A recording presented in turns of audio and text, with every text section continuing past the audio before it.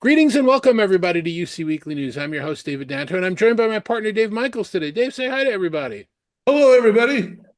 So, what we're going to do right now is have a conversation, a discussion, a debate about what's going on in the channels with some of our channel partner guests. And I'd like them to introduce themselves. John, why don't we start with you? Who are you and what do you do? What's your company? Well, thank you, Dave. My name is John Cognata. I am the president of Softel Communications. Softel Communications is a solutions provider, managed services provider, systems integrator, everything application developer. And we've been at this for 30 years. Our focus is specifically around CCaaS contact center and unified communications, particularly around Microsoft Teams. And of course, AI is the glue that is bringing everything together. So we have quite a bit of expertise around Microsoft AI, but we also look at different AI platforms, and we can get into that. And our customer base is primarily enterprise, government. Our footprint is global, mostly based out of the US, but we have a very strong team in EMEA. And in Asia Pac. And as a company, I'm very proud to say that we speak 13 languages, everything from Mandarin to Hebrew. So you can speak to us whatever language you choose within those 13 languages. Well, I think I'm going to stay with English, at least for the rest of this conversation, because that's the only one that I can handle. Although I just did get back from CES with a lot of translation earbuds, but I'm not wearing any of them now. William, your turn. Tell us who you are and what your company does. Yeah, well, Dave and David, thank you very much for having me on, and glad to be able to share some time here with John as well. I've known John in the channel for a long time. My name is William Rubio. I'm the Chief Revenue Officer at CallTower. CallTower is a unified communications as a service provider and a contact center as a service provider. We currently are one of the largest Microsoft Teams Operator Connect partners on a global level. So we span four different continents and over 45 countries that we provide Operator Connect. We are one of the largest Cisco CCP providers as well. So we do PSTN with Cisco WebEx and with Zoom Phone. So those are really the three major applications that we do on the unified communication side. We are a large partner with Five9 going back about 8 years on the enterprise contact center space. Happy to announce that we just recently acquired an organization out of Canada that it is a gold partner with Genesis Contact Center. So that might be a subject of a conversation here in a few, but been in the channel for over 25 years overall. We have a very good relationship with our partners and our customers. We continue to grow year over year and really just focus on expertise and really trying to bring the wrapper around those solution providers that are out there to really bring a unique differentiator to make sure that we could provide a full turnkey solution to our customers. That's we've got some esteemed speakers here, but you guys are both dinosaurs because the channel's dead. Everybody's going direct. I mean, the whole model is going direct. So explain to me how you talk to customers that tell you what I just told you. It's I'll start here if that's all right. It's kind of funny that, when you say that, Dave, that the channel's dead. I mean, about 70% of our business still comes direct from the channel, right? Overall, we have some value-added reseller relationships and so forth that we do with some SIs, but 70% still comes from our channel, and we're still growing north of 30% year over year. So anybody that says that the channel's dead, I'll definitely go ahead and call them out on that and say let's go see the partners and the So opportunities explain that, that we're William, doing. because you're a channel and then you have a channel. I mean, and Mhm. so this is like Amway or something. What's going on here? Explain this to me. Yeah, so that's wait, that's fine. I haven't heard that in years. Now we are dinosaurs for sure. We are. Well, I'm a dinosaur. Okay. Yeah, no, with us, the channel means a couple different things to a couple different folks, right? Just depending when you're at. Where you're looking in North America, primarily we work with what we call the TSDs, right? The technology solution distributors that are out there, the likes of an Avant or an Intelisys, a Sandler, an AppDirect, that we happen to work with Teleris, right? Those are kind of the big ones in the United States or in North America that we do work with.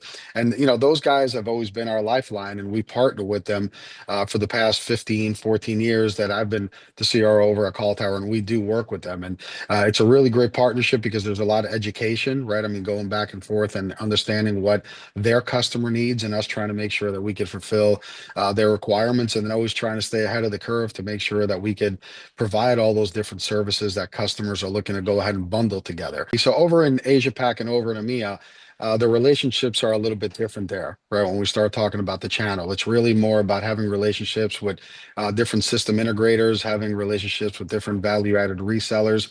It's a lot more touch to the end user customer because a lot of those partners are actually billing the end users directly. The way that the relationships work out there. So it's still partner relationships that we do work with in the channel. It's just a little bit different on how you actually partner with these organizations overall in working with them. But definitely the value there. We're still seeing customers come to us through our partnerships that we have saying, hey, I need what you guys have and I need more. And that's what these channel partners are bringing to the table, which is a huge value add to their customers, especially with the way that IT organizations today are getting limited and the amount of resources that they have, that they're looking for their partners to bring more to the table so that they don't have to do all the vendor management and have to really piecemeal all these different solutions together that their end users need. John, is that your experience as well? So it actually is. I echo William's sentiments about, in any given year, our business is 60 to 70% channel driven. But however, our channel is primarily composed of service providers across the globe or telcos. I have to be careful because some of them don't like to be called telcos, but service providers and our solutions bolt down to their network. And then the other component of our business comes from the manufacturers, be it the technology providers, or whereby we're creating solutions or adding value, or a term that we like to use is we mind the gaps. So there's always gaps in technology, there's gaps in services, and what we're really, really good at is delivering value, minding those gaps. And then bolting that onto the various networks. So provide that service on a recurring for consumption base. All right. Well, let me William, you mentioned that your business is split between Microsoft and Cisco. You're doing a lot of Teams, you're doing a lot of WebEx. Is there a stereotype? Tell me about what the differences are between a Microsoft customer and a Teams customer. Well, you mean Microsoft and a WebEx? You said Yes, Microsoft for yes, Teams. yes, So I understand thank the you. question. Yes, No, the yes, problem. Yeah, yeah. I think when you look at the different platforms, and Dave, we also do Zoom as well. I think when you're looking at all of those three leading platforms, what they are, right? I think if you go back kind of pre-COVID, and then you kind of go into what Microsoft did with Teams and their collaboration, and what Cisco did with the BroadSoft, and what Zoom has done with their conferencing solution, and really kind of enabling the phone part of it overall. I think they all bring kind of a unique aspect to the different platforms that they bring. I think first and foremost, and we say this all the time to customers, when you're looking at Microsoft Teams is a pure collaboration platform that does telephony. Right. So I think that it's worded that way because it is a specific way of what it actually does. They look at voice as an application, just like they look at instant messaging and they look at video and so forth. When you're looking at Cisco with Cisco WebEx, I think Cisco is really your more purest telephony play that really would complement or be at par with more of like your traditional PBX, your more traditional prem-based type solution that you have, and what they bring to the table with their AI solutions and their transcriptions, their voice quality. I mean, definitely superior as far as what they bring. And then when you're looking at Zoom, Zoom really kind of bundles it all together with its more conferencing first, and then bringing in the Zoom phone as kind of on the wrapper on the backside. So I think all three of them have a different angle of how they're coming into the marketplace and why they're winning, and why customers are looking to what's most important to them, and then making the decisions on which platforms they're going to based on the requirements of their end users. And John, you dropped the bomb on this conversation in your introduction when you started to mention about AI. Just in the last week, we've had new machinations about AI with Google talking about how they're not going to provide theirs for free, but they're going to raise prices. With Microsoft, renaming their co-pilots for the 350,000th time. Are you, and there's a lot of camps around AI where some people believe that customers want to hear more about it, but some people believe that customers are getting burned out by all the noise floor. When everybody's got AI, nobody's got AI. What are you Yeah. hearing from the people that you work with on a daily basis? So, Jay, it's a really good question because there isn't a day that goes by, forget about a day, an hour when I don't hear AI, AI. Yeah, I'm just sick of AI, hearing AI. So, where we focus is on the data integrity, data security, because one of the biggest, I would, from our experience anyway, the biggest uh, issues towards implementing AI is, do I have my is my data, do I have data integrity?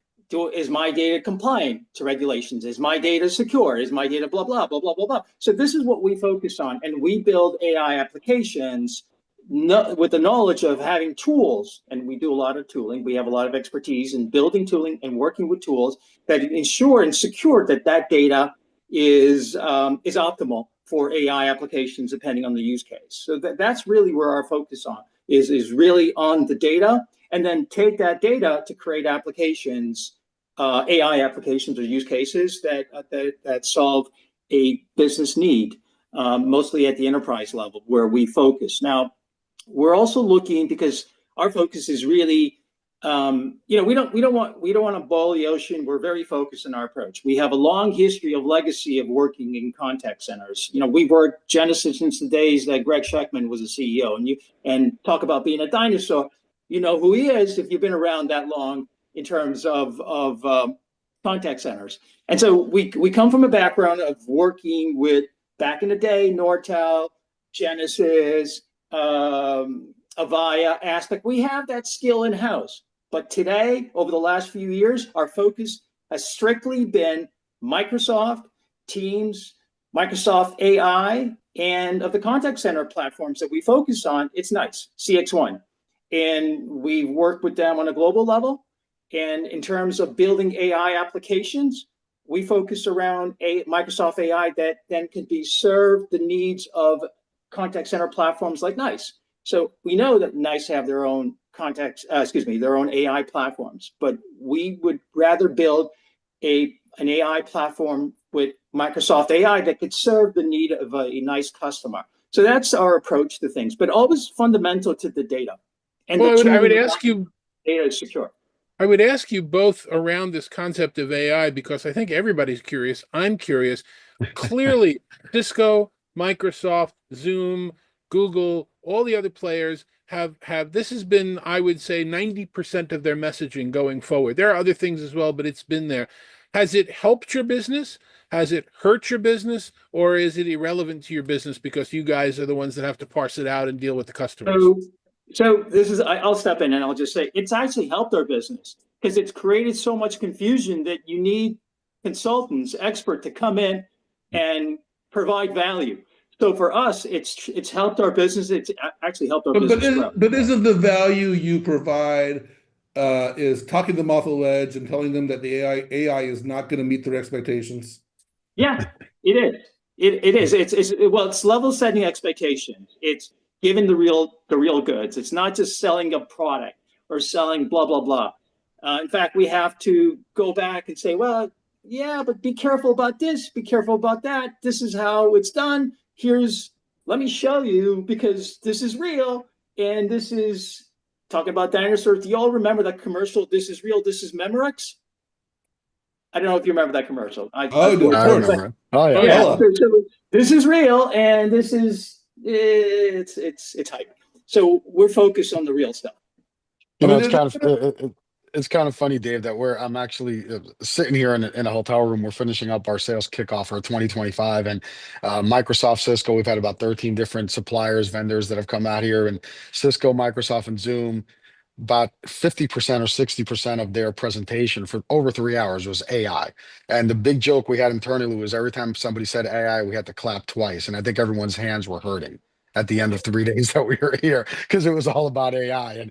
And then the funny thing that we talk about with our customers and being on the UCAS and on the CCAS side is we get customers all the time that call in and they tell us, I want to buy AI. And we say, great, what do you want to do with it? Well, I don't know, but I just want to buy it. Right. And so going back to John's comment about about the education of, how you could use it, how you can make it effective for your employees and make it productive and understanding the security around it that goes with it, right? You don't want to go ahead and open up Copilot. Everybody talks about Copilot, and we're a cloud service provider with Microsoft globally, and people saying, I want to buy Copilot. Great. Did you have your SharePoint locked down on salaries? What do you mean? Well, anybody could say, what's the CEO salary? What are all the executive salaries if you don't have that locked down? So there's a lot of security around it, but I think the biggest thing that folks like John and myself could do with our organizations and for our customers is really educate the customers that are out there on how they could use AI, how could they leverage it. In some cases, it's baby steps, right? Just going in, maybe using it internally, then start using it for some type of exchange with their customer base overall, but understanding the risks around, and not so much the risk, the advantages, but understanding how to apply AI in their businesses to make their employees more productive, right? That's what they want to do. They want to go ahead and they want to say, hey, if I'm taking a task that takes 30 minutes a day, that is very repetitive, if I could take that away from my employee and I could leverage AI to do that, whether it's around voice or CCAS or so forth, and I could do that and I could basically make my employee more productive, they're going to be happier and they're going to be more productive. And that's really And the can you do key. that, William? Can you deliver that?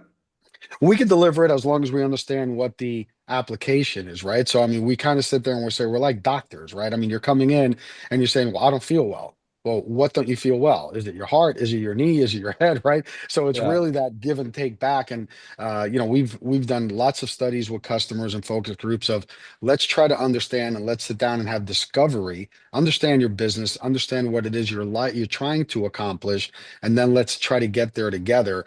But it's not just coming in and just buying it off the That shelf. sounds very that sounds very reasonable. The hype cycle is I'm going to get rid of all my agents tomorrow. Everything's going to be fully automated, and it's like it's just kind of ridiculous there. Now because we're talking about UCaaS too and telephony, I got to ask you a question that comes up. I get this question every I get this question regularly, and I've been for the last 10 years. Are phones dead yet? And so certainly their phones are dead in the contact center. Certainly phones are dead in, the home office seems to go with the soft phone nowadays. I think both of you right now are actually on mobile phones. And so my question is, who's buying phones? Where do you see phones still being installed and implemented? Is it a role thing? Is it a mental thing? Is it an industry thing? What do you see about phones? So, Michael, if I can answer that question, we think it's a culture thing, and by that I mean we do a lot of migrations. We're specialized in migration. We have a lot of tools in migration that help with the automation of migration, and part of that is adoption. And so, when you look at what the adoption models, what facilitates adoption? What are the elements of adoption? Well, there is technology making it seamless.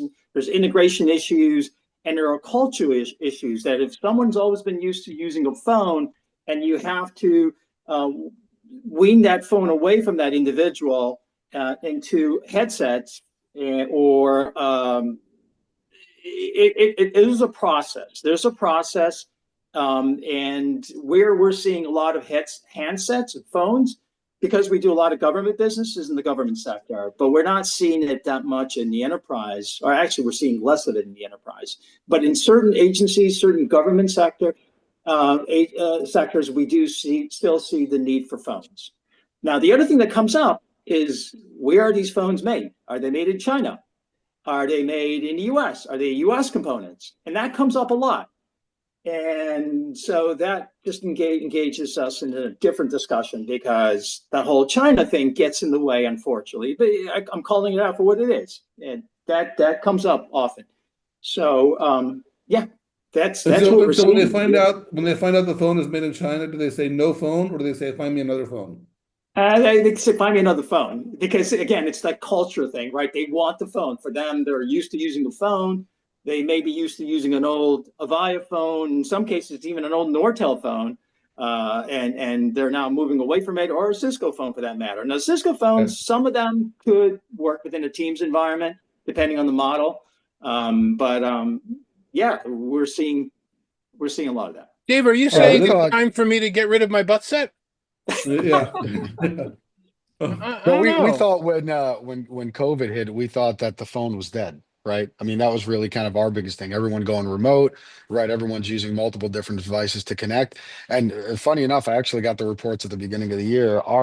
Our equipment sales, as far as for physical handsets, has been pretty stable for the last 2.5 years. It hasn't decreased, it hasn't increased, but it's been pretty stable. And I think there are certain industries, like John mentioned, in the government sector, a lot of retail, more traditional manufacturing that still needs some shop phones, right, for Yeah. emergencies and so forth. I still think in common area phones, you're still going to continue to see those. I don't think that those are going to go ahead and go away.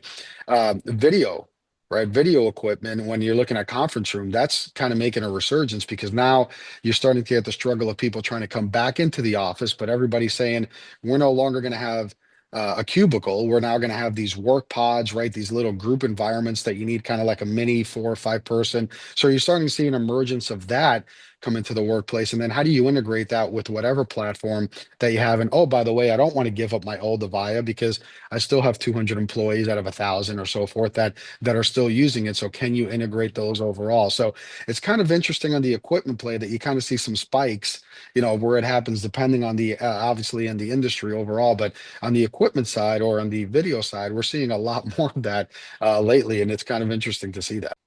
Gentlemen, let me take you in a slightly different direction here, and I really want you to think about this.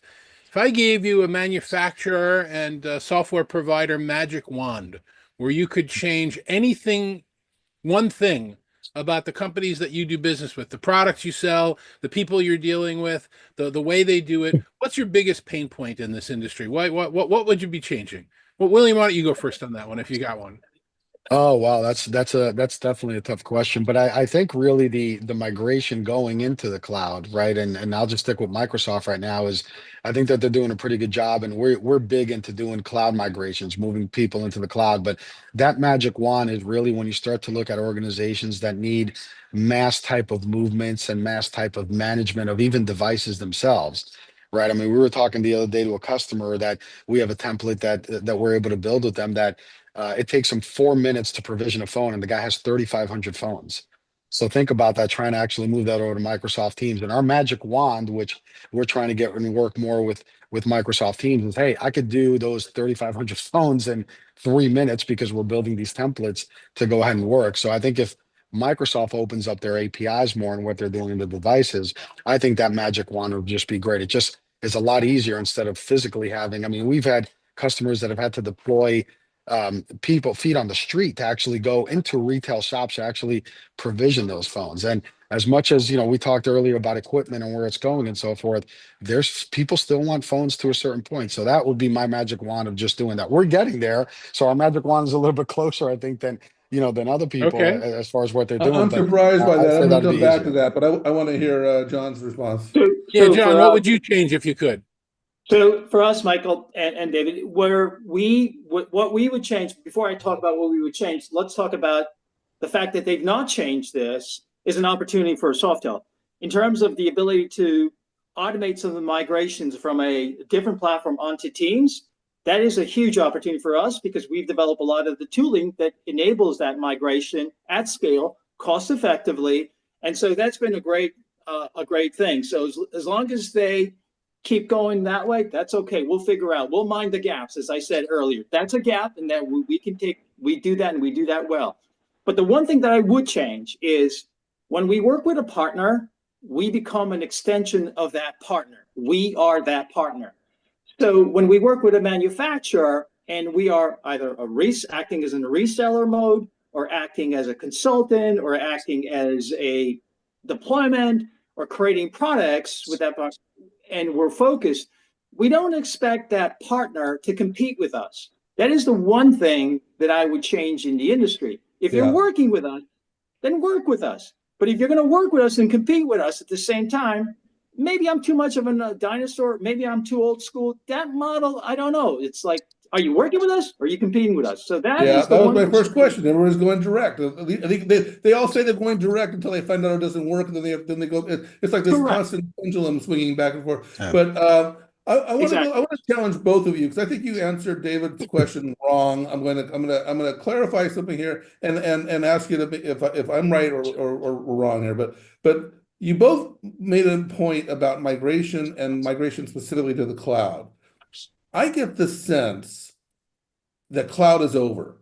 Now, Now, when cloud was new 10, 20 years ago, whatever, it was all about OpEx, it was all about evergreen software, it was all, but all that is true no matter what now. It doesn't really matter. And I don't really see cloud as the draw anymore. Now, Teams is a software product that people like, and so I'm not saying that Teams is over. Teams is doing great. I'm not saying that I'm just questioning when you talk about and migrations will always be a part of the business, and particularly for people like yourself. So migrations will always be there. But is cloud really a draw still? I mean, do you find that, or Gartner says that more than half the contact center agents are still not on CCaaS. I mean, this has been 20 years of migration, and they're still not even half. I mean, it's like, is it over? I mean, It's an interesting question, Michael. now, John, you got to stop calling me Michael. I know this is hard for you, but we're on a first name basis. You really got to call me Dave.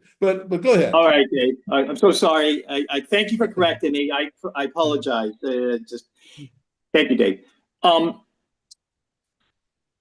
Interesting question, because cloud is not over. It's far from over. However, there are, at least from our optics, from what we see from our experience, security comes into play a lot. Instances where they're on the customer's tenant and not the cloud.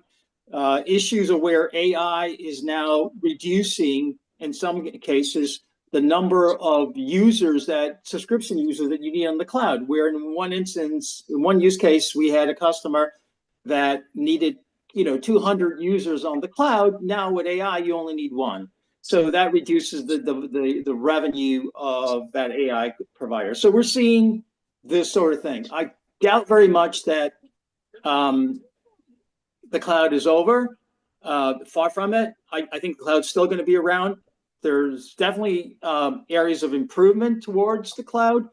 If you look at the need for hosting environments, if you want to invest anywhere, you want to put your money on a hosting companies, that's a place to do it. There's a lot of companies out there that are doing really well in creating data centers because the cloud is still there and still growing, from our experience. William? Yeah, I mean, so simple answer, Dave, to your question is no. The cloud is not dead, right? I think like everything else, it evolves, right? So I think when you're looking and you're going back to the days of VoIP, right? I remember going back to the early 2010, 2008 timeframe that everything was around VoIP, and now it's all unified communications, right? Nobody knows what voice over IP even stands for anymore. It's all UCaaS, and now you're starting to see the AI version of it. We still run into customers that have a portion of their business in the cloud and the other portion is still prem-based, and you're still doing that. And then there's even others that are saying, yeah, I'm completely in the cloud, but now what's my next step in the cloud? Is it tightening up security? Is it moving to more robust, more efficient type thing? So I don't think the cloud's ever going to die. And I think customers No, have I to didn't say it was realize, going to die. yeah, I didn't mean that it was dead when I said it's over. I just meant from a sales yeah, perspective. oh, God, yeah, Yeah, yeah, no, it's not what's driving the business. What's driving the business is things like other things and 100%. Yeah. And I and think for folks we're like John and I, we have to continue to evolve and listen to our channel partners and listen to our customers of what they need and make sure that we stay on top of those requirements into the cloud. Yeah. Recently, I think I heard a post or some noise about Microsoft executives saying that the cloud is dead or something to that effect, or they said SaaS. They said SaaS will be over. As we go. yeah, thank you. Yeah. I don't know. It's always interesting when the leader in SaaS says it's over, don't know. but yeah, very good. John, William, thank you very much for joining us. We're going to have more of these conversations and hope you'll join us for the next ones. Very briefly, William, if somebody wants to reach out to you or find out more about your company, where do they go on the net? That's real simple. They just go to calltower.com. That's real easy. They just go to our website. There's a contact us right there. We'll definitely get back to you and we'll get you the right expertise on the phone and go ahead and just talk to your solution. Awesome. John, same question. How would somebody reach out to you or your company? So we're actually reformatting our website, but they can go to softel.com, softel.com, contact information there, or reach out to me. I will definitely put you in contact with the right folks. My email is jcognata@softel.com. jcognata@softel.com. I really have enjoyed this. Thank you, David and Dave. Appreciate it. Mike and Thank you. David, I'm sorry for calling you Michael. That was a mistake. That was a big no-no. Not the first. Not the first. And Dave, how would somebody find out more about Talking Points? Yes. Well, that's I think Talking Points is an open book, and we're on all the different social channels, but of course talkingpoints.com. And we're going to be covering a lot more around, what actually I didn't even ask my first question. We're going to be talking a lot more around what I call the channel. I don't even know what to call it. I mean, you've got solution providers, you've got service providers, you've got VARs. I mean, I don't even know what to call this anymore. And even when you guys introduced yourselves, you used like 12 terms each of you, and they were all different. I might throw out, but we're going to be trying to cover this space a lot more. I guess we'll just call it the go to market. How these solutions go to market. We'll be covering a lot more of this on talkingpoints.com, and that's points with a Z on the end, because the one with the S was taken. Yeah, and Dave, I've always used the concept of VARs, except whenever you use VAR, then somebody's going to jump up and say, what actually is the value that's being added? And it opens up this whole can of worms that I don't want to get into. But thank you, Dave and John and William. Dave, it's all about value. All about value. Thank you, Dave and John and William, for joining us. Thank you guys for watching every week as you do. Next week on UC Weekly News, we're going to do our analyst wrap-up of CES. So stay tuned for that. I'll be joined by Avi and Mark, and we'll go over what we saw and everything else. But until then, thanks for watching. We'll see you on next week's show. Everyone.